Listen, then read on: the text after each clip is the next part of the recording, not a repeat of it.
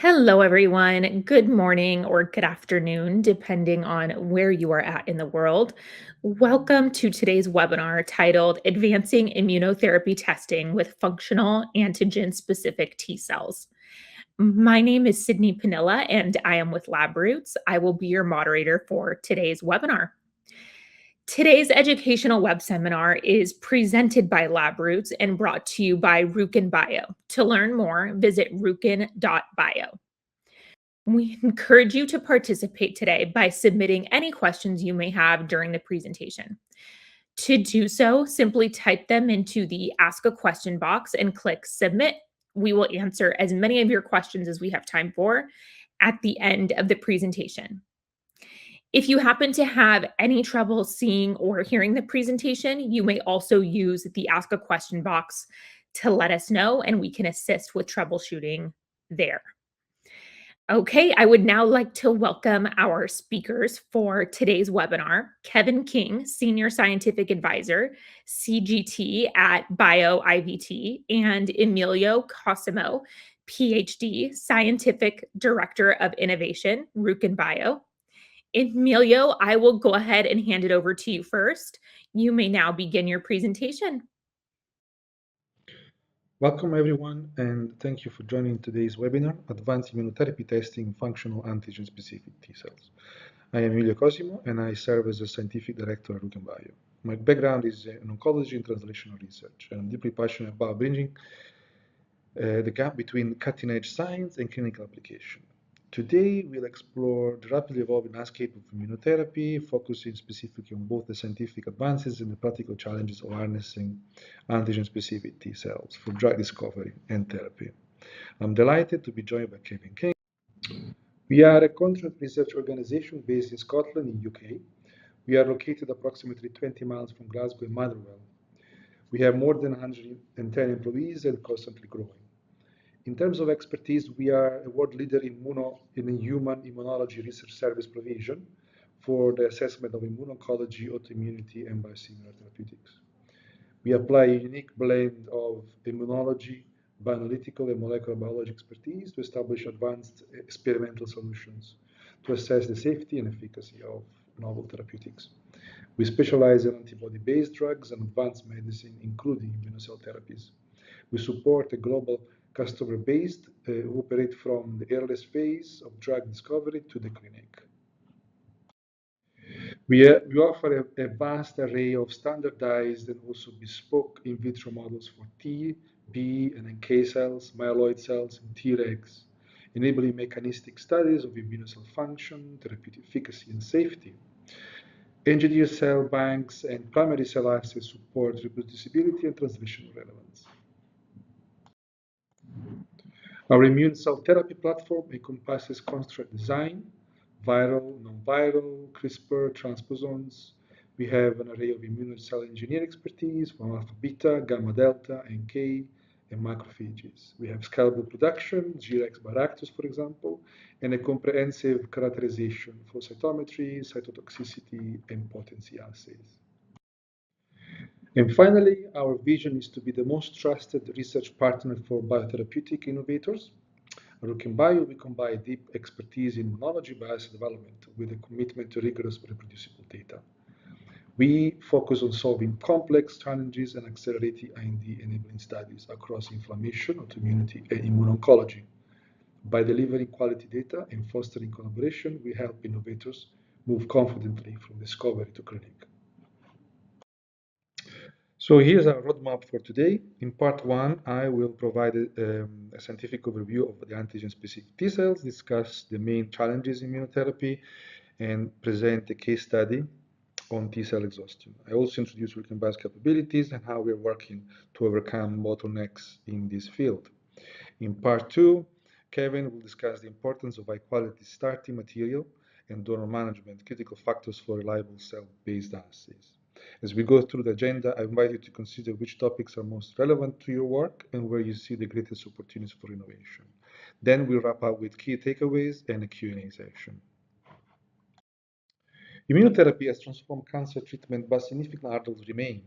One major challenge is T cell exhaustion, which is driven by chronic antigen exposure and limits the effectiveness of therapies like CAR-T and checkpoint inhibitors.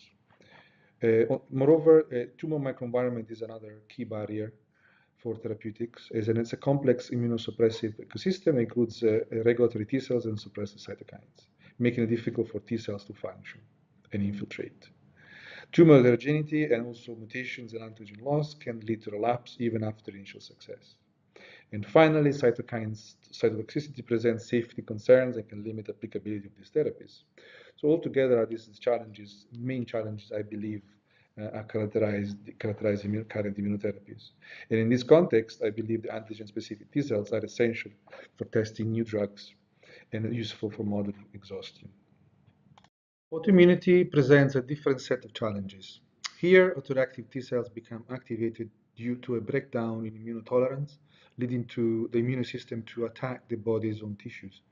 Therapeutic strategies may target T cells directly, as in T cell-driven diseases such as MS and type 1 diabetes, or B cells in conditions involving autoantibodies, like SLE and rheumatoid arthritis. In fact, innovative approaches such as CAR-T therapy are being explored to eliminate pathogenic cells, including the repurposing of CD19 BCMA-based CAR-T therapies for autoimmune diseases like, as I mentioned, lupus and rheumatoid arthritis. Antigen-specific T cells, I believe, are crucial tools for developing therapies that restore tolerance without compromising immune defense. Antigen-specific T cells, or ASTCs, are a cornerstone of the adaptive immune system. Each T cell expresses a unique T cell receptor, or TCR, enabling to recognize specific antigen presented by the MHC or HLA complex. These cells are vital for fighting infections, eliminating cancer cells, and in general, maintaining immune memory.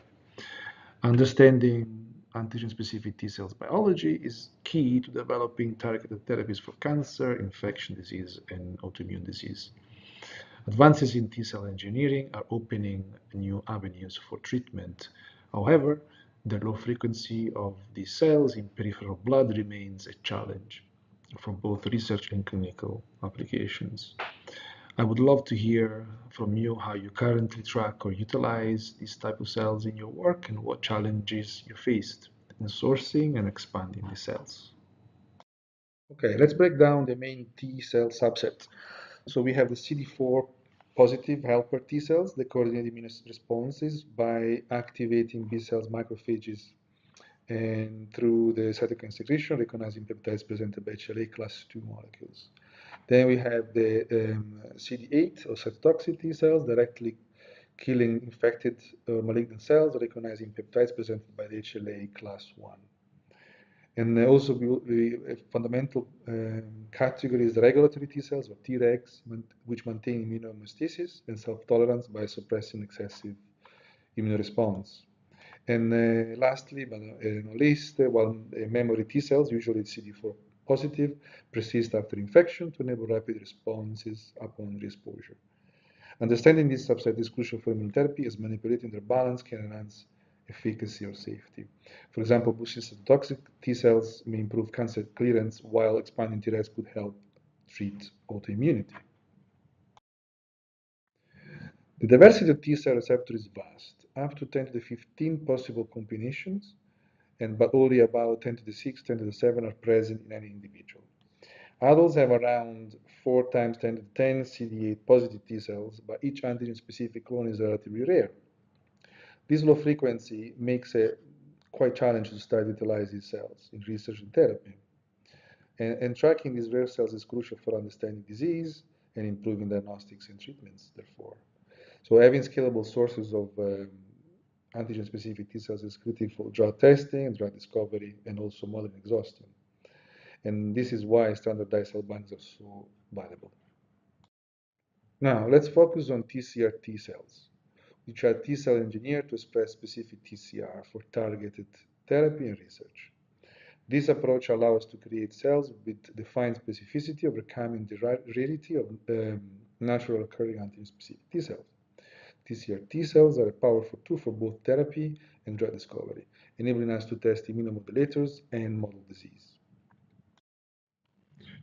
T cell therapies involve engineering a patient T cell lymphocyte, usually to express antigen-specific TCR, enabling recognition of intracellular tumor-derived peptides presented by the MHC molecules.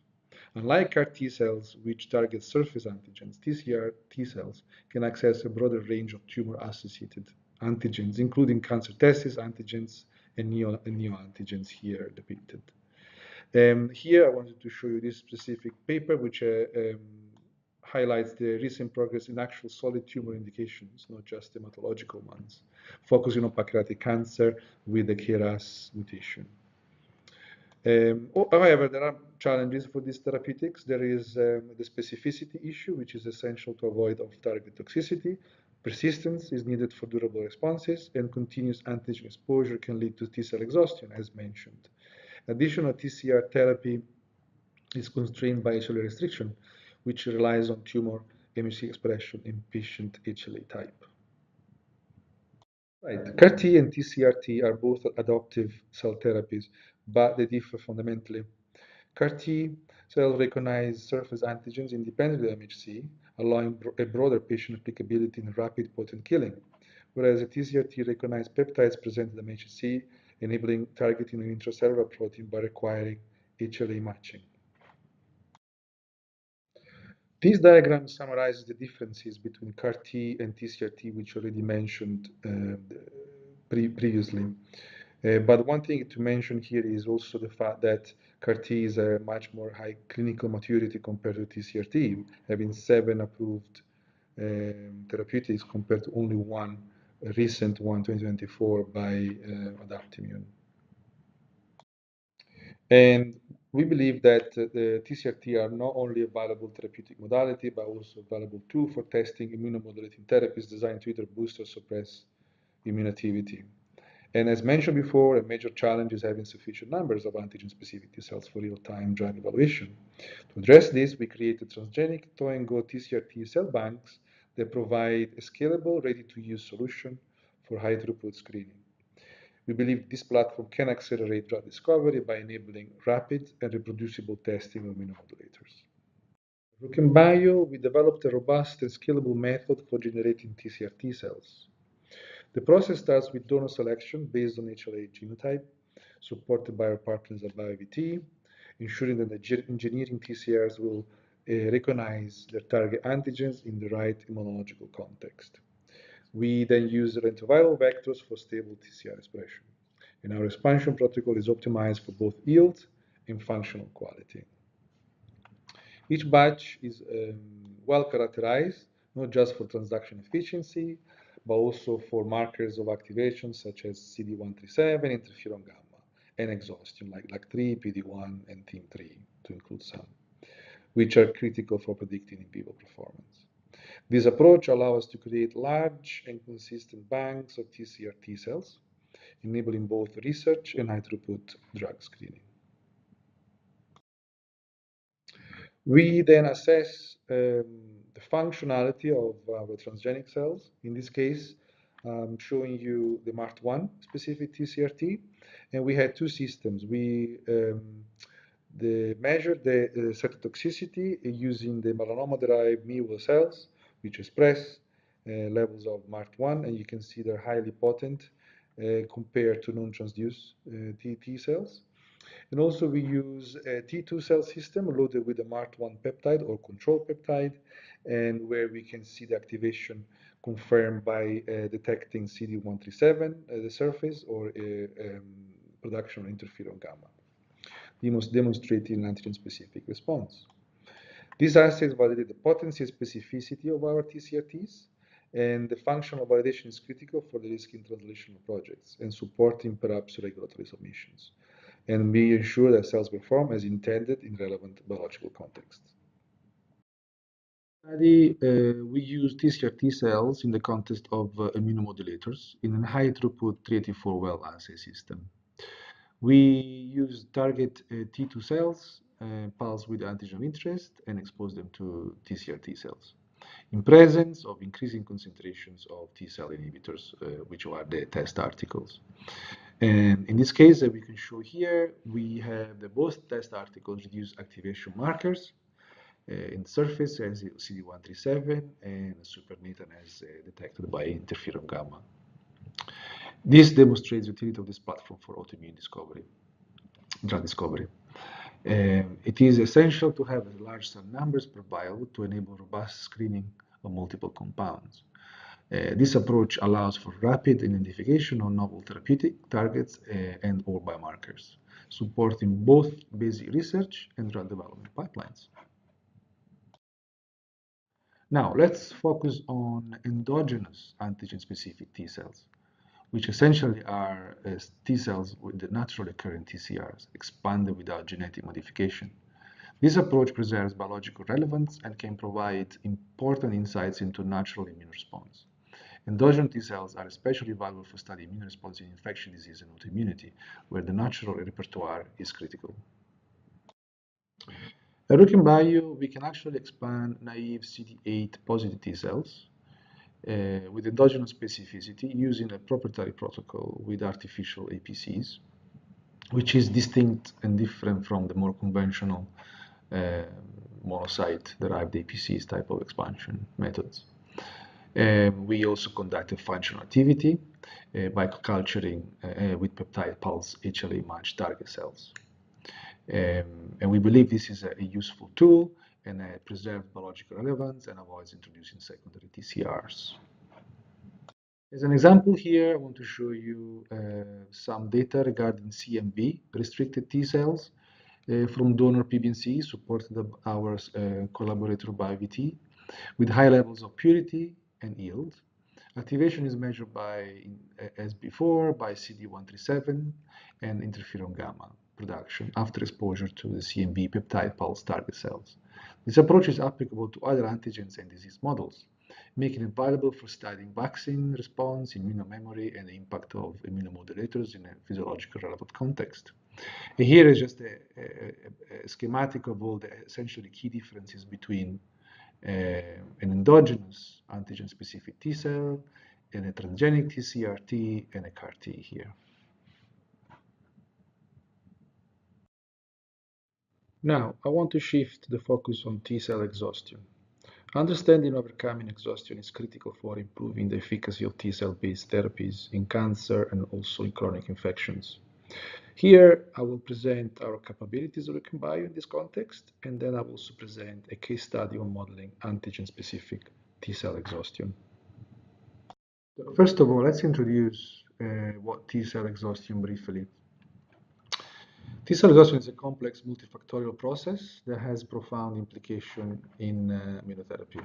It's characterized by progressive loss of effector functions, upregulation of inhibitory receptors such as PD-1, CTLA-4, TIM3, LAG3, and distinct transcriptional changes such as toxismin, driver TCF1 reduction, and NR4 increase. Importantly, as anything T cell biology, exhaustion is not binary. It exists as a spectrum, and some exhausted cells can be recovered, reinvigorated with checkpoint inhibitors, while others cannot. And understanding the molecular underpinnings of exhaustion is key to designing therapeutics that can either prevent or reverse it, depending on the context, if it's cancer, for example, or autoimmunity. And let's move on to our current methodology, RoukenBio. RoukenBio, we established an in vitro model for generating exhausted T cells using repeated antigen stimulation, depicted here. This assay can be combined with secondary functional assays such as mixed lymphocyte reactions or MLRs or cytotoxicity assays. It's applicable for testing immuno-oncology therapies, including checkpoints inhibitors and bispecifics. Having a standardized exhaustion model is invaluable for drug screening, allowing for reproducible assessment of candidate therapies across multiple donors and experiments.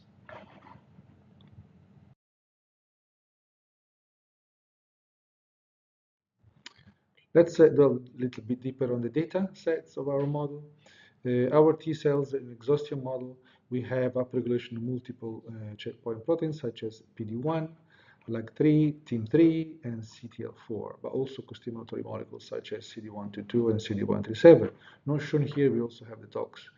Factor tox is also upregulated. And here you can see the overlay between dark blue, which is unstimulated, the slightly lighter blue, which is stimulated once, and then the multiple stimulations and exhausted, essentially, phenotype of the T cells for our model. And upregulation of all these markers is generally considered as a hallmark of T cell exhaustion. As mentioned above, at RoukenBio, we generally have two main approaches for modeling exhaustion, or essentially testing therapeutics that might interfere with T cell exhaustion.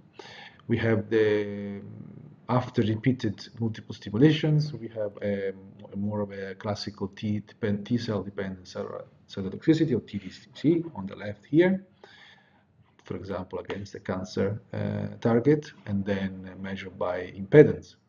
On the other side is more of a classic mixed lymphocyte reaction, MLR, where you have two donors, one for the monocytes derived dendritic cells, and the donor B for the T cells and exhausted model.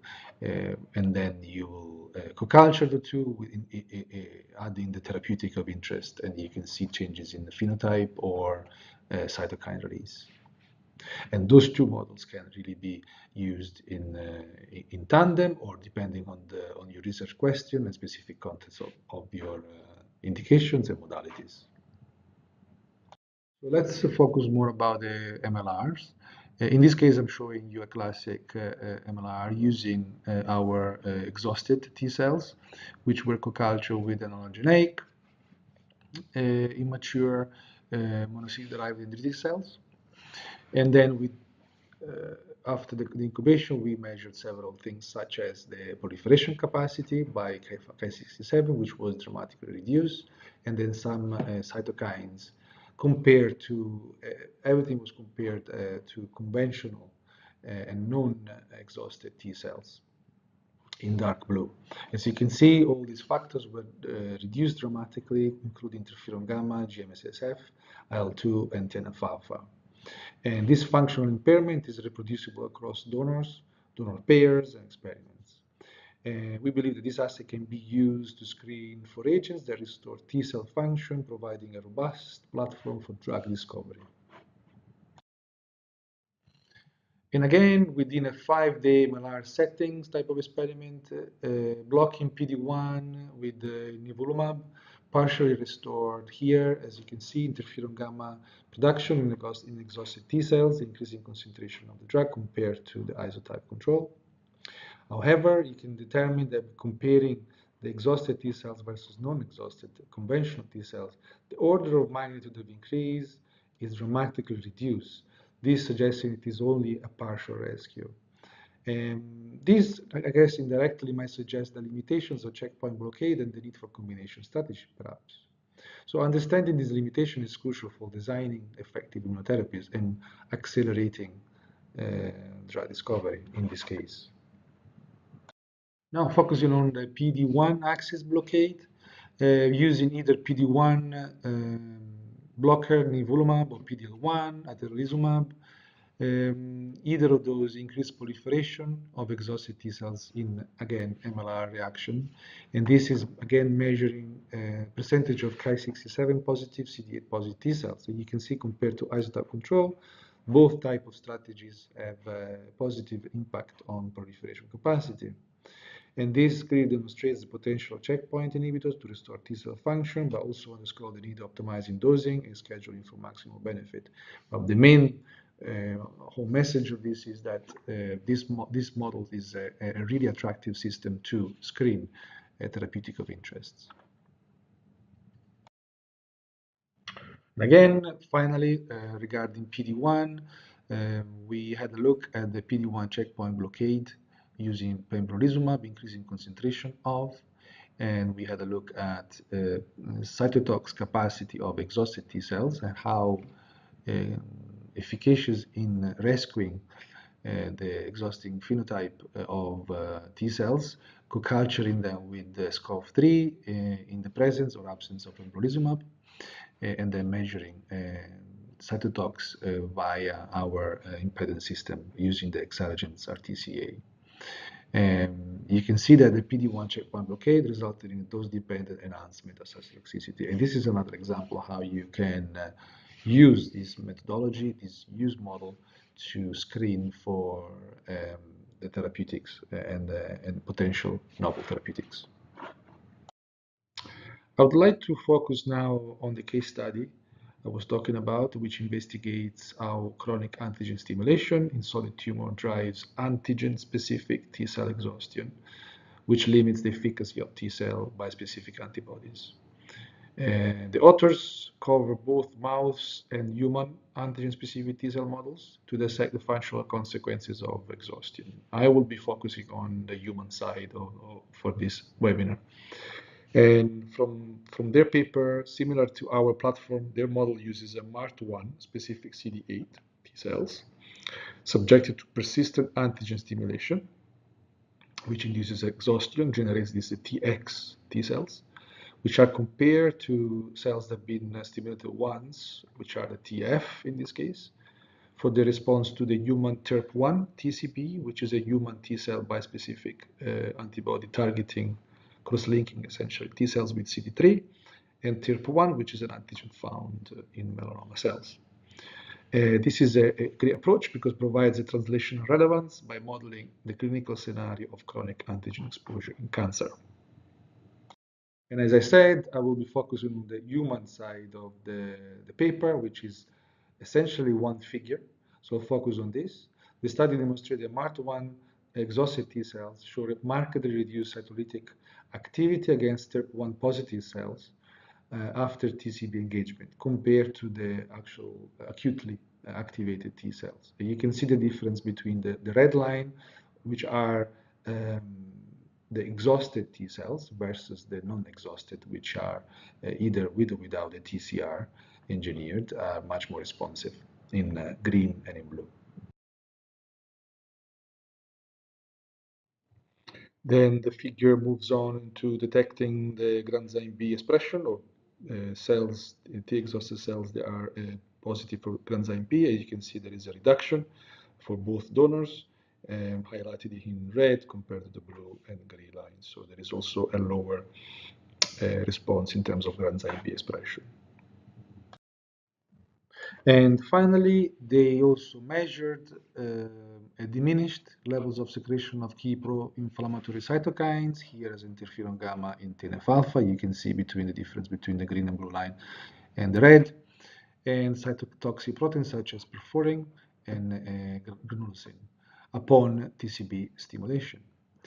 These results were consistent across two healthy donors, underscoring the robustness of their assay and model. This highlights the importance of functional validation of novel therapies in preclinical models, which can inform clinical decision-making and therapy selection. I would consider the potential for integrating exhaustion models and biomarkers into your own research pipeline to accelerate discovery and improve translational outcomes. So, to summarize this case study, this paper, or the specifics of this paper, I think they show that chronically stimulated antigen-specific human T cells provide a robust and reproducible in vitro model for exhaustion. Because the phenotype emerges from antigen persistence, it captures the biological context in cancer and/or chronic infection.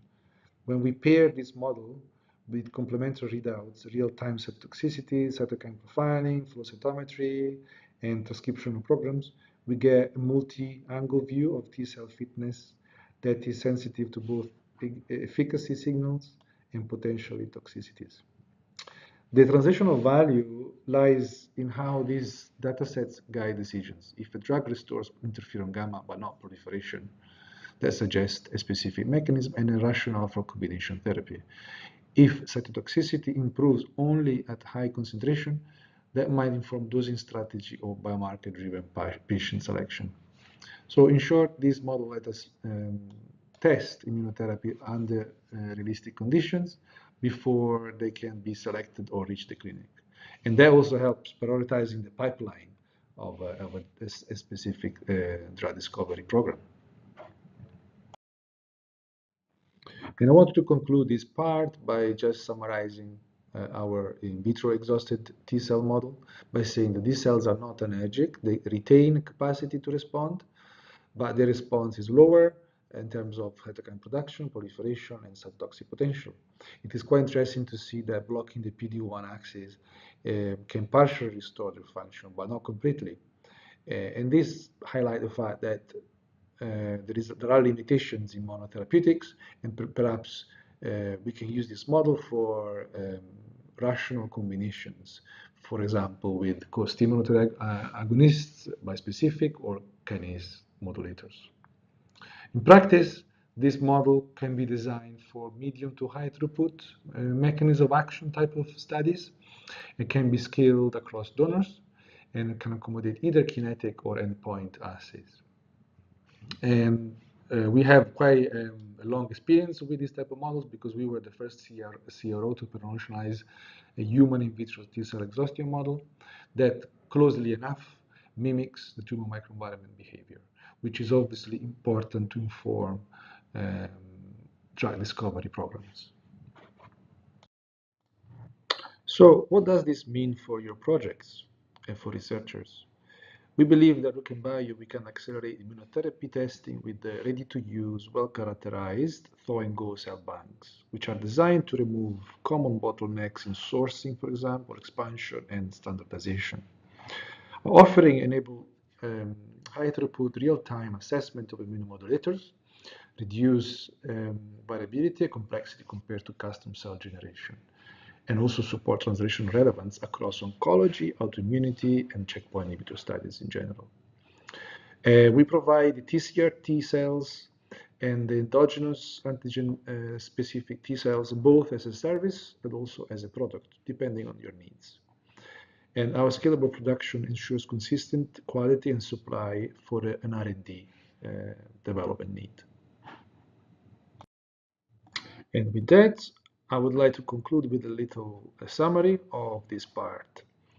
The first part, I talked about antigen-specific T cells and how essential they are as both as a therapeutic approach, but also as a toolbox for drug discovery, and how they are challenging because obviously they're relatively low frequency. We also address this by resolving this issue by producing large quantities of TCR-T cells and also endogenous antigen-specific T cells. Our exhaustion model is a well-established and valuable tool for screening immunomodulatory agents.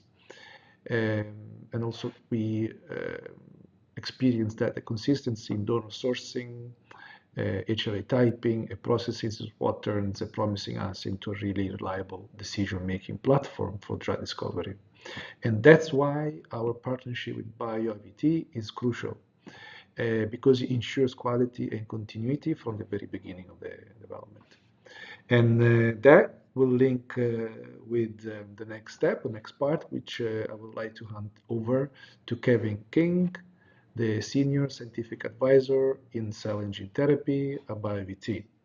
He will share further insights on sourcing high-quality starting materials and donor management strategy, which are fundamental to successful cell and gene therapy programs. Thank you very much. Thank you, Emilio. It has been a pleasure collaborating with you, and I'm very encouraged by the innovative research and advances that the team at RoukenBio have accomplished. It is exciting to observe the impact your work will have on research and therapies now and into the future. Just a little about me. My name is Kevin King, and I am the Senior Scientific Advisor for Cell and Gene Therapies at BioIVT. I bring more than 30 years of experience in blood banking and cell therapy collections, including founding of Physicians Plasma Alliance and PPA Research Group, which pioneered disease state apheresis collections and immune cell processing. Throughout my career, I have opened and established multiple commercial donor centers and supported BioIVT's expansion from research into clinical collections, both in the US and the UK.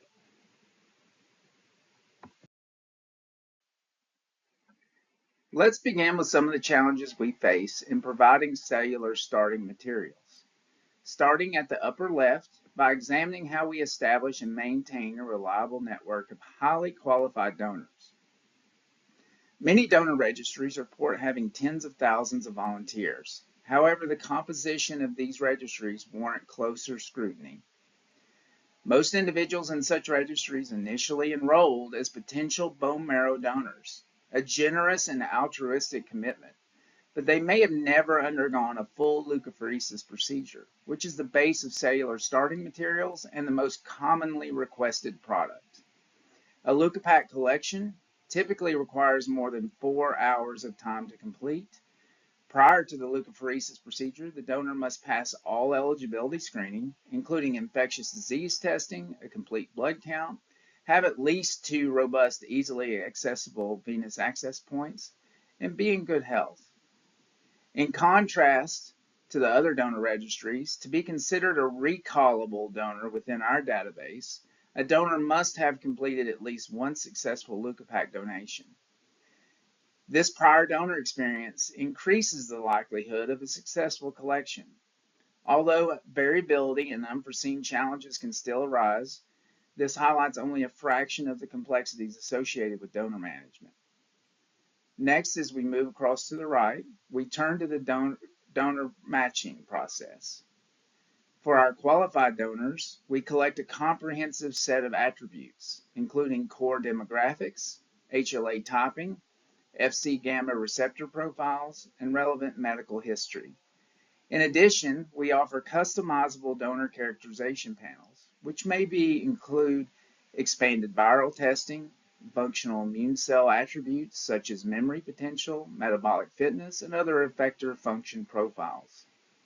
Back to the bottom left, our optimized collection protocols enable targeted isolation of specific cell populations, maximizing yield and allowing us to provide high-quality starting materials that can model clinically relevant scenarios, which are important for preclinical and translational research. Finally, as we move across to the right, it's critical to engage with a vendor whose operational framework supports seamless progression from research use only material to GMP compliant processes. Vendors can vary widely in capability, and partnering with an organization that has decades of specialized collection experience is essential for reliably supporting cell therapy development programs. We employ a strategic end-to-end approach to support your research and cell therapy workflows. Our process begins with the use of deeply characterized, reliable, and recallable donors with collection capabilities established in the United States, the United Kingdom, and additional global regions. We provide optimized collections that yield fit-for-purpose cellular products, enabling seamless support for our partners operating across international markets. Donor materials are available in both fresh and cryopreserved formats with fully customizable door-to-door white glove logistics services designed to maintain strict temperature control and ensure a timely delivery of high quality products.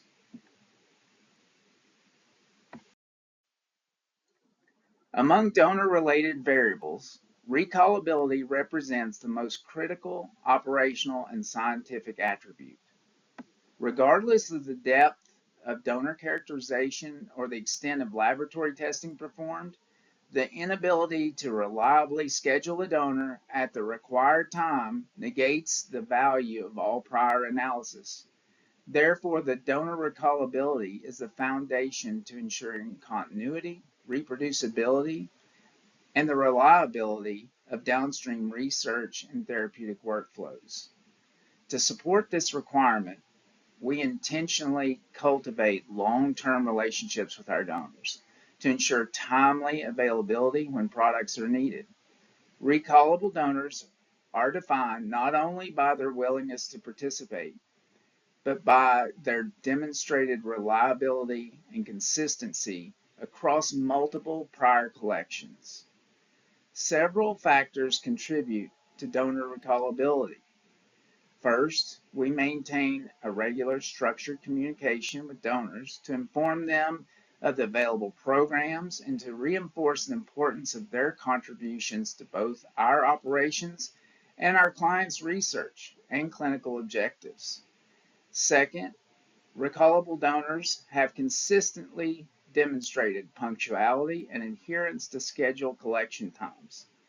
This is particularly critical given that all leukopak collections typically exceed 4 hours in duration. Delays in donor arrival can necessitate significant operational adjustments, and in the case of same-day shipments, may jeopardize courier schedules and downstream experimental timelines. In addition, recallable donors must successfully meet all standard screening and eligibility criteria at every collection event. Equally important is the donor education. Donors are informed of the scientific and therapeutic significance of their material, fostering a clear understanding of their role as active partners in the research process.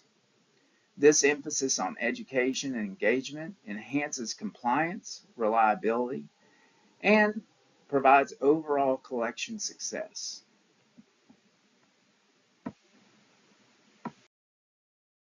Cell therapy research and developers should regard cellular starting materials as one of the most critical determinants of product quality, consistency, and clinical performance.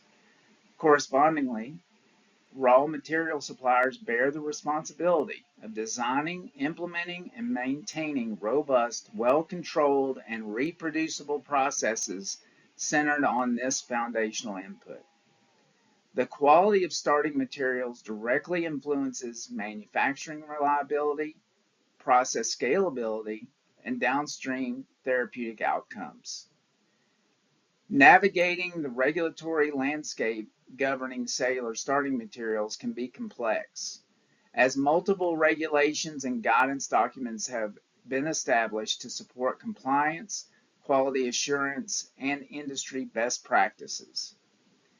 These frameworks are intended to guide organizations in building systems that ensure control, traceability, and risk mitigation throughout the product lifecycle. Integrating these regulatory expectations into a coherent development and manufacturing strategy can be particularly challenging for organizations. As part of any process design or development effort, it is essential to reference and incorporate at a minimum applicable sections of the Code of Federal Regulations, such as Parts 1271, 210, 211, and 820, and the EU and UK ATMP regulations, appropriate to the type of product and stage of development. Ultimately, the objective is to establish highly robust, well-controlled, and reproducible processes that consistently deliver high-quality starting materials. These principles align directly with good manufacturing practice expectations and should remain central to both development and commercialization strategies. We collaborate closely with RoukenBio to develop customized collection and processing protocols tailored to their specific research and clinical objectives. These protocols may be designed to enhance targeting of specific cell populations, or when required, to intentionally model other collection conditions that reflect challenges observed in a clinical setting. Such flexibility enables more accurate evaluation of process robustness and therapeutic performance under real-world conditions. We are utilizing an advanced software program that analyzes collection parameters and outcomes to support process consistency and repeatability. This system enables data-driven optimization of apheresis procedures, ensuring that targeted collection outcomes can be reliably achieved across multiple donors and collection events. In addition, we have a robust inventory of frozen leukopaks, PBMCs, and immune cell subsets from both healthy and diseased cohorts. We also offer customized cell isolation workflows to align with customer-specific requirements. When standard off-the-shelf solutions do not meet the needs of a particular program, alternative strategies can be developed in collaboration with our scientific and technical teams.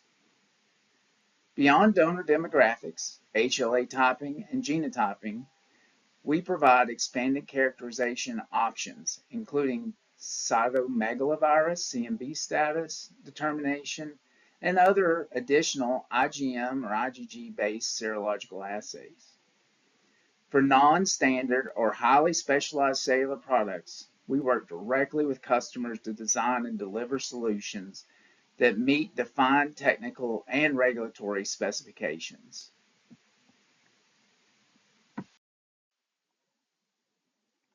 We understand to be a great partner in the clinic, we also must be a great partner in research.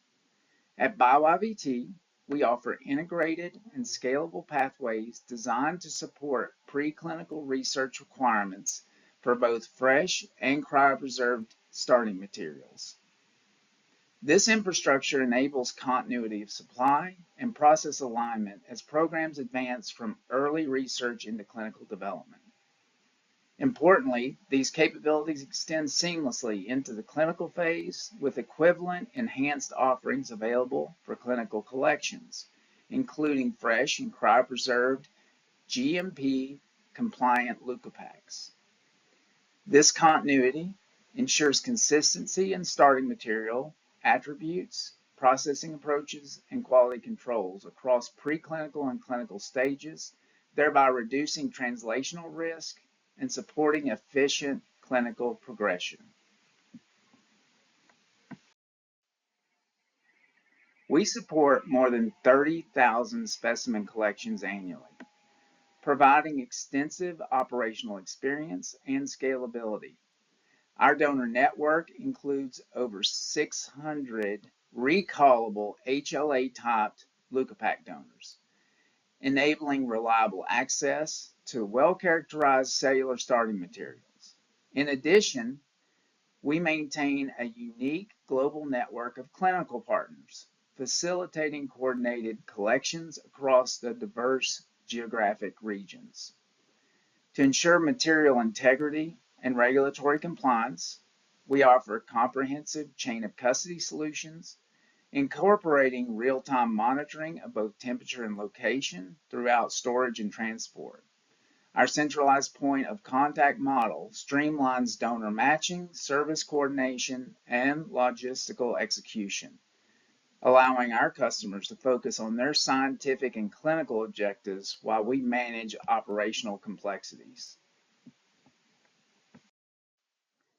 Our organization is supported by a multidisciplinary team of quality, operational, and regulatory professionals with more than 250 years of combined industry experience. This depth of expertise underpins the design, implementation, and maintenance of a robust quality system aligned with global regulatory expectations.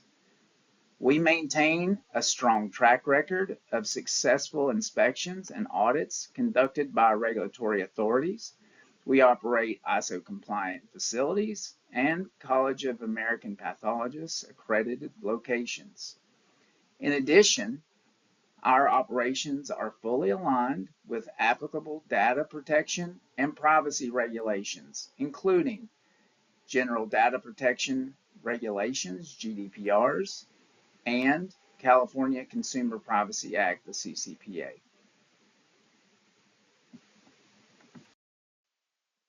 Our portfolio includes a comprehensive range of cellular starting materials available in both fresh and cryopreserved formats.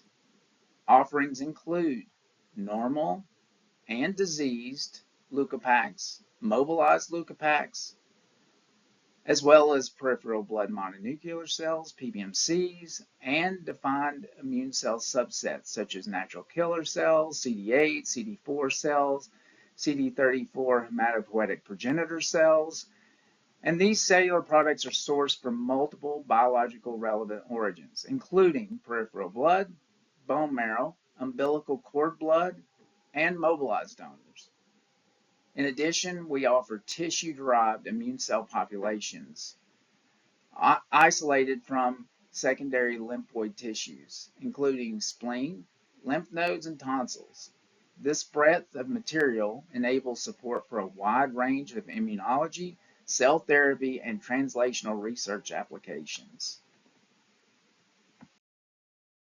Practical and operational perspective, BioIVT provides a comprehensive support to address the diverse sourcing and data requirements associated with research programs.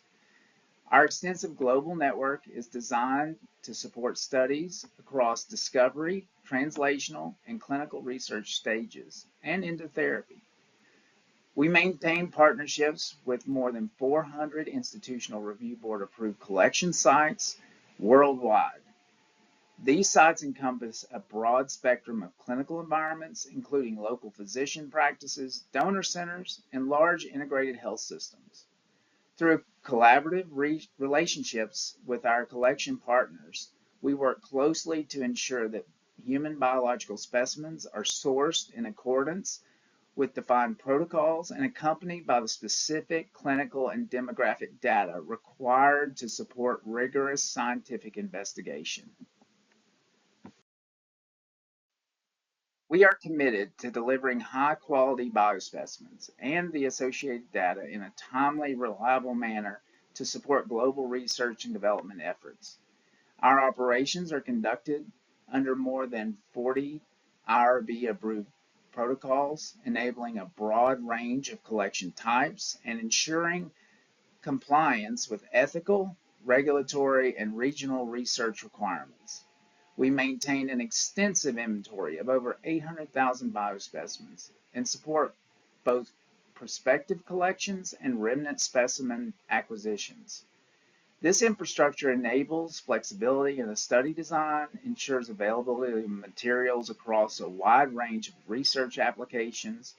Our biospecimen offerings include, but are not limited to, normal control specimens, matched sample sets derived from individual donors, support for longitudinal study designs, specimens collected in support of vaccination studies, specialized expertise in blood processing and immune cell isolations, customized design collection kits tailored to specific protocols and analytical requirements. In addition to physical specimens, we provide comprehensive high-quality supporting data packages. And this may include disease severity metrics, diagnostic or pathological classifications, demographic variables, treatment history, relevant medical background information, follow-up clinical outcome data, and molecular and genetic data, including mutation status, genotyping, and next-generation sequencing, and other advanced genomic analysis as applicable. Together, these capabilities support robust study design, data integrity, and translational relevance across discovery, translational, and clinical research programs. In summary, our mission is to consistently deliver high-quality products in alignment with your program timelines and requirements. We are committed to responsive communication and collaborative problem solving to ensure continuity of supply and operational success. I want to sincerely thank you for your time and attention during this presentation today. And again, it's been my absolute pleasure working with RoukenBio, and we're excited to support their development of antigen-specific T cells and other cellular solutions they offer. Thank you.